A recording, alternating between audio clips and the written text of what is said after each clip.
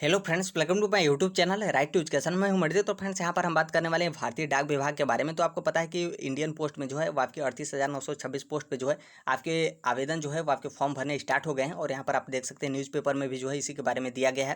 तो यहाँ पर क्या है कि इसके बारे में हम डिटेल में बात करने वाले हैं। और आवेदन जो है वो आप कर सकते हैं। ऑनलाइन फॉर्म भरना जो है वो आपके स्टार्ट हो गए हैं। फिर इसमें क्या है कि बिना परीक्षा के जो है वो आपकी इसमें नौकरी जो है वो दिया जाता है। मतलब आपके मेरिट बेस पे जो है वो आपके सिलेक्शन होते हैं। फिर यहाँ पर हम बात करेंगे कि इसमें योग्यता जो है वो आपकी क्या होनी चाहिए, फॉर्म भरने का फीस जो है वो आपका कितना लगता है। फिर यहाँ पर जो है सैलरी का भी बहुत सारे लोग वेट करते हैं कि सैलरी जो है इसमें कितना मिलता है। फिर यहाँ पर क्या है कि दो चीज़ें बहुत ही ज़्यादा महत्वपूर्ण है। एक चीज़ ये महत्वपूर्ण है कि क्या है कि बहुत सारे लोग फॉर्म जो है वो भर देते हैं, लेकिन वो चेक नहीं करते हैं कि वो जिस भी डिवीजन से या फिर जहाँ से भी फॉर्म भर रहे हैं वहाँ पर जो है उनकी कैटेगरी का कितना सीट है। अब क्या होता है कि वहाँ पर उनकी कैटेगरी का 0 सीट रहता है, लेकिन वो सोचते हैं कि ये मेरा नज़दीकी है या फिर यहाँ से मेरा घर नज़दीक होगा या फिर मेरे गाँव का है, तो वहाँ से हम तुरंत भर देते हैं। लेकिन वहाँ पर उनकी कैटेगरी का जो है वो 0 सीट होता है। तो इस तरीके से आप भर रहे हैं तो बिल्कुल मतलब कोई फ़ायदा जो है वो आपको नहीं होने वाला है। तो आगे हम ये भी दिखाएंगे कि आप किस तरीके से चेक कर सकते हैं कि यहाँ पर आपका जो है आप जिस भी कैटेगरी से हैं उनका जो है आपका कितना सीट जो है जहाँ से भरने जा रहे हैं वहाँ पर जो है आपके लिए दिया गया है। तो यहाँ पर जो है इसके बारे में हो गया। फिर आपको पता है कि डाक विभाग में जो है फॉर्म भरने का लिमिट भी जो है वो आपका होता है कि मतलब कहाँ से आप कितनी बार जो है फॉर्म भर सकते हैं। तो इसके बारे में भी जो है वो हम बात करेंगे। और फिर क्या है कि यहाँ पर आपको पता है कि मिनिमम क्वालिफिकेशन जो है वो आपके 10th है, लेकिन 10th में भी जो है वो आपके सब्जेक्ट को दे दिया गया। तो यहाँ पर उसके बारे में भी जो है वो हम बात करने वाले हैं। फिर यहाँ पर कंप्यूटर डिग्री का भी जो है वो आपका कंप्यूटर नॉलेज का भी प्रोसेस होता है। तो इसके बारे में हम एक एक पॉइंट के बारे में जो है वो हम यहाँ पर जो है वो डिटेल में देखने वाले हैं। तो ये आप न्यूज़पेपर देख सकते हैं जहाँ पर बताया गया कि 38,926 पोस्ट पर जो है वो आपके डाक विभाग में जो है वो आपकी भर्तियाँ होंगी। लेकिन यहाँ पर क्या है कि थोड़ा सा आगे हम यहाँ पर जो है एक एक पॉइंट के बारे में बात करते चलेंगे। तो देखिए क्या है कि यहाँ पर आप पहले फीस के बारे में आप देख लें। तो यहाँ पर क्या है कि जो जनरल और ओबीसी कैंडिडेट हैं उनके लिए फीस जो है वो आपके 100 रुपये हैं। बाकी एससी एसटी और पीएच कैंडिडेट हैं उनके लिए जो है कोई शुल्क नहीं है। बाकी किसी भी कैटेगरी की महिला हो उनका भी जो है कोई शुल्क जो है वो यहाँ पर नहीं लगेगा फॉर्म भरने का। फिर यहाँ पर डेट बताया गया 2 तारीख से आपके फॉर्म भरने स्टार्ट हो गए हैं, जो कि अगले महीने के 5 तारीख तक जो है आपके फॉर्म भरे जो है वो जाएंगे। फिर यहाँ पर जो है वो आपके मिनिमम एज के बारे में बताया गया कि मिनिमम एज 18 साल और मैक्सिमम एज जो है वो आपके 40 साल है। बाकी जो मतलब जो रिजर्वेशन का प्रोसेस होता है कैटेगरी वाइज, तो उनके लिए थोड़ा सा रिजर्वेशन भी जो है वो आपके दिया गया है। फिर यहाँ पर आप देखेंगे, यहाँ पर क्या है कि आप यहाँ पर आप देखेंगे कि जीडीएस के बारे में बताया गया और टोटल 38,926 पोस्ट बताया गया।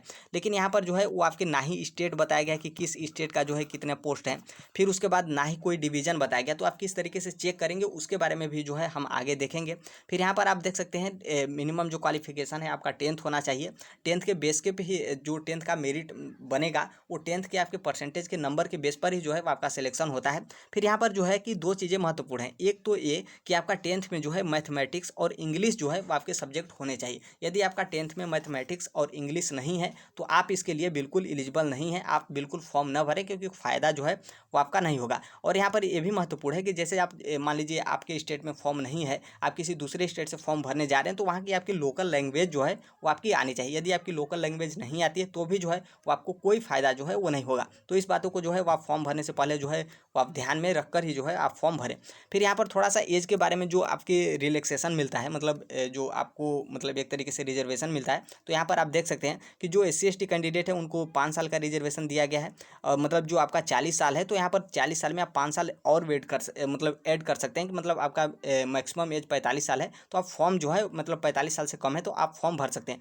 ओबीसी के लिए 3 साल, बाकी ईडब्ल्यूएस कैंडिडेट के लिए कोई यहाँ पर जो है वो छूट नहीं दिया गया है। बाकी जो यहाँ पर आप देखेंगे कि जो डिसेबिलिटी वाले लोग होते हैं उनके लिए 10 ईयर का जो है वो यहाँ पर मतलब आपका रिजर्वेशन जो है वो दिया गया है। बाकी यहाँ पर आप नीचे भी देख सकते हैं 13 साल 15 साल, मतलब उसमें भी जो पीएच कैंडिडेट हैं, जो एससी एसटी कैंडिडेट हैं, उनको जो है वो 15 साल का भी जो है यहाँ पर आपको रिजर्वेशन जो है वो दिया गया है। फिर आगे हम यहाँ पर चलेंगे, जो कि 2 पॉइंट जो है वो आपके महत्वपूर्ण हैं। तो देखिए क्या है कि यहाँ पर डाक विभाग में 2 पोस्ट होते हैं। एक आपके बीपीएम के, तो बीपीएम वालों को जो है वो आपके 12,000 पर मंथली सैलरी है। फिर यहाँ पर जो है वो आपके डाक सेवक और जो आपके एबीपीएम वाले हैं उनकी जो है सैलरी 10,000 रुपये है। अब यहाँ पर जो है इसके बारे में हो गया, आपके सैलरी के बारे में हो गया। फिर यहाँ पर जो है जो यहाँ पर आप देख रहे हैं ये जो है वो आपके बहुत ही महत्वपूर्ण है। अब यहाँ पर क्या है कि आप नॉर्मल तरीके से आप सरकारी रिजल्ट पे खोलेंगे तो आपको जो है सिर्फ 38,000 जो पोस्ट दिया गया उसके उसके बारे में देखने को मिलेगा। बाकी यहाँ पर जो है आपके किस स्टेट में कितने टोटल पोस्ट हैं और कहाँ पर जो है वो आपके आवेदन हो रहे हैं, यहाँ पर जो है वो आपको देखने को मिलेगा।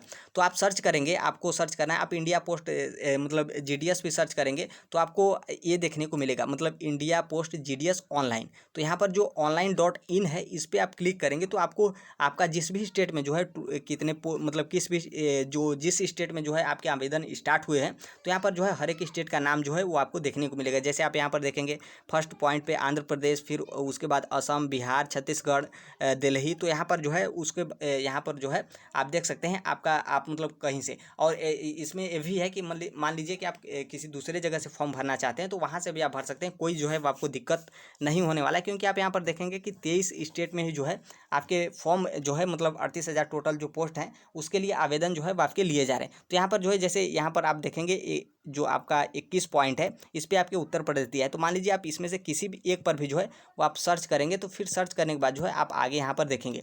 अब यहाँ पर क्या है कि अब आप सर्च कर लिए उत्तर प्रदेश। अब उत्तर प्रदेश में जितने ज़िले हैं जहाँ पर टोटल पोस्ट मतलब GDS के लिए आवेदन जो है वो आपके लिए जा रहे हैं, हर एक ज़िले का जो है वो आपका लिस्ट जो है वो देखने को मिलेगा। अब देखिए क्या है कि आप जिस भी ज़िले से फॉर्म भरने जा रहे हैं उस ज़िले पर जो है आप क्लिक करेंगे तो आपको जो है यहाँ पर इस तरीके से देखने को मिलेगा। जैसे यहाँ पर आप देखेंगे मिर्ज़ापुर पर क्लिक किया गया है तो मिर्ज़ापुर में टोटल GDS के जितने भी पोस्ट खाली हैं यहाँ पर जो है वो आपको देखने को मिलेगा। जैसे आप यहाँ पर देख सकते हैं कैटेगरी वाइज की UR जो जनरल कैंडिडेट है 180 पोस्ट, OBC के लिए 117 पोस्ट, SC के लिए जो है आपके 68 पोस्ट और ST के लिए 31 पोस्ट और EWS कैंडिडेट के लिए 44 और PWD वाले जो होते हैं और PWD में भी जो है आपकी कैटेगरी है कि PWD A, B और CD। तो इस तरीके से यहाँ पर आप देख सकते हैं। तो यहाँ पर आप देखेंगे तो इस तरीके से आपको जो है टोटल पोस्ट देखने को मिलेगा। अब यहाँ पर क्या है कि यहाँ पर मिर्ज़ापुर में हर एक मतलब जो कैटेगरी है उसके बारे में यहाँ पर पोस्ट जो है वो दिया गया है। लेकिन किसी स्टेट किसी ज़िले में देखेंगे तो वहाँ पर जो है वो ST मान लीजिए जनरल कैंडिडेट के लिए कुछ पोस्ट दिया गया है लेकिन OBC कैंडिडेट के लिए 0 है, कोई सीट ही नहीं है। या फिर SC के लिए देखें तो कोई सीट ही नहीं है, या फिर ST के लिए देखेंगे तो कोई सीट ही नहीं है, 0 सीट है।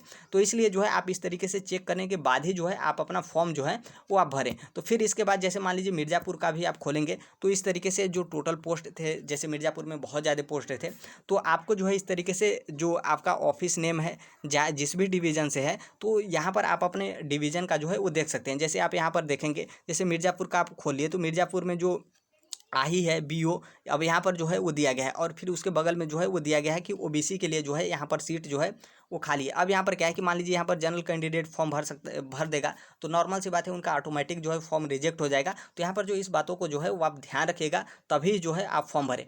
तो यहाँ पर जो है इसके बारे में हो गया। अब यहाँ पर क्या है कि अब फॉर्म भरने के लिमिट के बारे में हम देखते हैं।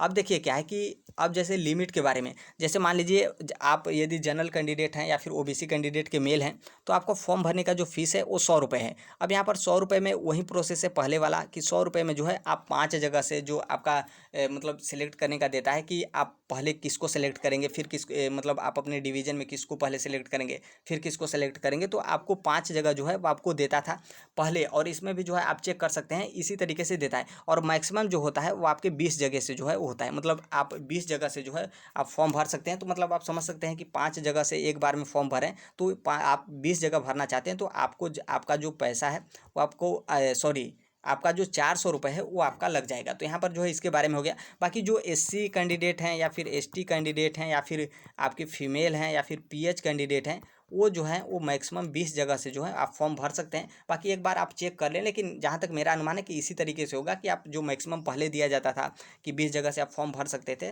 तो आप इसी तरीके से फॉर्म जो है आप अपना भर सकते हैं। तो यहाँ पर जो है इसके बारे में हो गया। और यहाँ पर थोड़ा सा एक बात और जान लीजिएगा, जैसे क्या है कि बहुत सारे लोग मतलब ये भी कहते हैं कि इसमें जो है अधिकतर जो जिनका मैक्सिमम नंबर होगा 10th में उनका ही जो है वो सिलेक्शन होगा। तो देखिए ऐसा बिल्कुल नहीं है। यहाँ पर जो है फॉर्म भरने का प्रक्रिया उसमें जो है वो डिपेंड करता है। क्योंकि आप क्या है कि पहले का भी रिजल्ट आप देखेंगे GDS का तो उसमें क्या होता था कि बहुत जगह से जो है वो मेरिट जो है वो आपके बहुत ज़्यादा मैक्सिमम चली जाती थी, लेकिन बहुत जगह क्या होती थी कि मिनिमम भी जो है वो जाती थी। कहीं कहीं आप देखेंगे तो 69% या फिर 70% पे भी जो है वो सिलेक्शन लोगों का हुआ है। बाकी आप कहीं देखेंगे तो 97, 98 जो है इस तरीके से भी जो है वो आपकी मेरिट जाती है। तो इसलिए आप ध्यान रखिएगा, ऐसा बिल्कुल नहीं है। आपका एक तरीके से आप समझ सकते हैं कि मान लीजिए 80% या फिर 70% है, लेकिन आप इतना समझ लीजिए कि मतलब आपका एग्ज़ाम नहीं है तो आप एक बार ट्राई कर सकते हैं। 100 रुपये आप लगाएंगे तो आप जो है 5 जगह से फॉर्म भर सकते हैं। तो यहाँ पर इसके बारे में भी आप ध्यान रखिएगा। और फिर एक बात और बता दें कि जैसे मान लीजिए आप फॉर्म भरने जा रहे हैं, अब यहाँ पर क्या है कि फॉर्म भरने जा रहे हैं तो आप जिस भी विलेज से फॉर्म भरने जा रहे हैं